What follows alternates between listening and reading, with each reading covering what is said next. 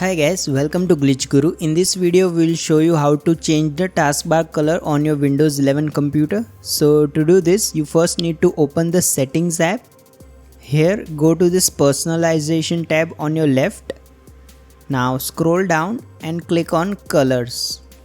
In this menu, you will need to scroll down and enable this show accent color option. As you can see, it is grayed out for me. That's because this option only works when Windows is in dark mode.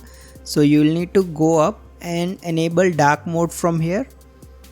Now once you have done this, you will see this option activated. Simply turn on this toggle. Once you do this, you will be able to change the taskbar color from this menu. So as you can see, I can select any color I like and the taskbar color will be applied. Similarly, you can try out different colors from here.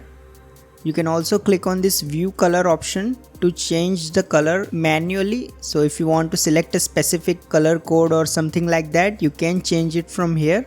If you have any questions about this, feel free to ask them in the comments below and don't forget to subscribe.